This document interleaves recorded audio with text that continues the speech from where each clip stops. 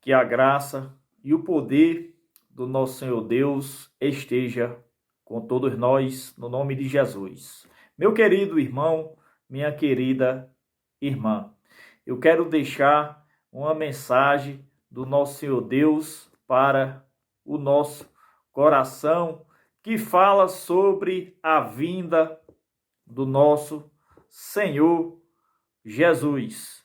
Mateus capítulo 24, verso do 3 até o 8.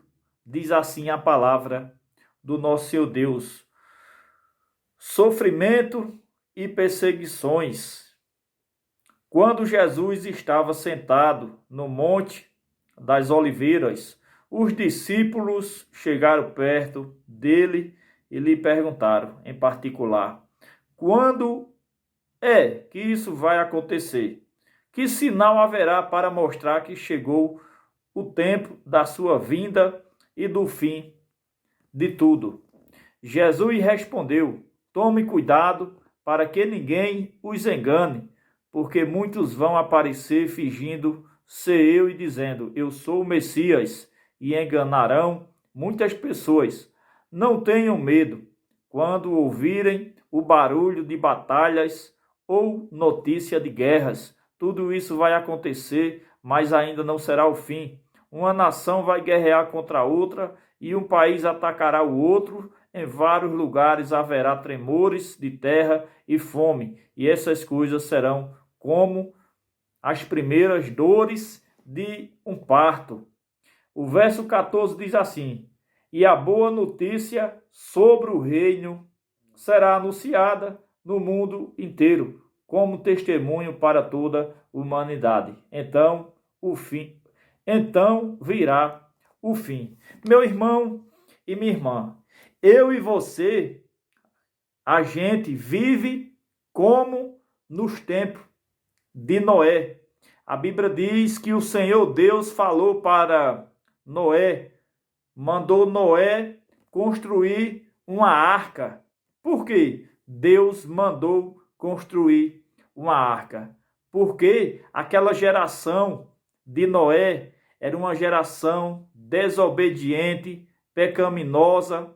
A Bíblia diz que eles adoravam deuses estranhos, eles se prostituíam, eles desobedeciam a Deus. Então Deus olhou para a terra e Deus viu um homem reto, um homem íntegro. E esse homem foi Noé. Então Noé construiu a arca e a Bíblia diz que o Senhor Deus mandou Noé entrar dentro da arca. E a Bíblia diz que Noé e mais 7 pessoas e os animais foram salvos, porque Deus mandou um dilúvio. Deus mandou Noé construir uma arca. Então Noé construiu a arca. Então, e o povo daquela geração se prostituindo, adorando os deuses falsos, imagem, e pintando e bordando. Então, essa geração desobedeceu a Deus. Essa nossa geração de hoje também é uma geração desobediente, vive de qualquer jeito, vive cometendo a mesma prática da época de Noé. E a Bíblia diz aqui, meu irmão e minha irmã, Jesus conversando com os seus discípulos, os discípulos perguntaram a Jesus: quando será o fim? Jesus falou para eles: vai ter guerras, vai ter fome, vai ter terremoto, vocês vão passar por perseguição, mas ainda não será o fim. A Bíblia diz aqui: tudo isso vai acontecer, mas ainda não será o fim. Guerra, peste, guerra contra nação, mas ainda não será o fim. Uma nação vai guerrear contra a outra e um país atacará o outro em vários lugares. Haverá tremores de terra e fome. Essas coisas serão como as primeiras dores de um parto. Meu irmão e minha irmã, uma mulher, quando ela está prestes a ter o seu filho, ela começa a ter dores de parto. Ela começa a ter dores, então ela fica em alerta. E logo em seguida, o seu filho nasce, porque ela tem aquelas contrações, aquelas dores, o menino, a menina dentro da barriga dela, dentro do seu ventre, já está dando sinal que o menino ou a menina vai nascer. Desse mesmo jeito vai ser a vinda do nosso Senhor Jesus Cristo. Jesus falou para os seus discípulos, vai ter guerra, peste, o amor das pessoas vai esfriar, nação vai brigar contra nação, muita fome, desunião aqui na terra. Mas vocês, eu e você, não podemos se contaminar com tudo isso, o que vai acontecer. Eu e você, meu irmão, eu e você, minha irmã, você, minha irmã, meu irmão, persevere, clame, seja fiel até o fim. Seja fiel com Deus, meu irmão. Seja fiel com Deus, minha irmã, porque o Senhor Deus nos protegerá e nos guardará. Jesus voltará a qualquer momento para julgar a terra. Jesus vai voltar. Eu e você temos que ter cuidado com falso profeta. Pode aparecer falsos profetas aqui na terra dizendo que é o Messias, mas é um espírito maligno. Jesus Cristo, o nosso Senhor e Salvador, ele voltará nas nuvens e todo olho verá. Então ele vai separar. Os justos serão arrebatados, os ímpios serão jogados no lago de fogo. Então eu deixo essa meditação, meu irmão. Busque o reino de Deus hoje. Nunca deixe para amanhã. Busque Jesus hoje. Eu e você temos que ter compromisso.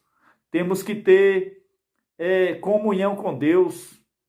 Eu e você não pode fazer o que o mundo faz. Então, eu e você, a gente vê passando no jornal. Eu não gosto de jornal, eu não gosto dessas coisas, mas a gente só vê miséria. É guerra, peste, fome, pandemia, terremoto, os países aí se atacando, né?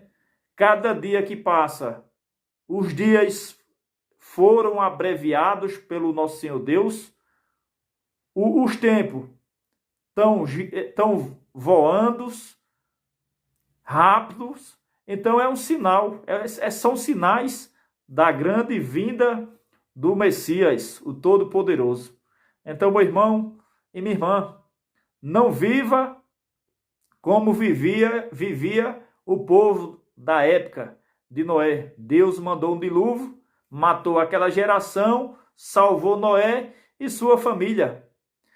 E hoje, a geração de hoje, vive nessas práticas pecaminosas, se prostituindo, pessoas mentirosas, enganadoras, só desejam mal, pessoas que não se importam com as outras. A pessoa está no mau caminho e ela fica passando a mão, dizendo que está certo. É errado, meu irmão. É errado, minha irmã, os maus caminhos. Jesus, ele pregava sobre arrependimento. Jesus chegava nos pecadores. Arrependa-se.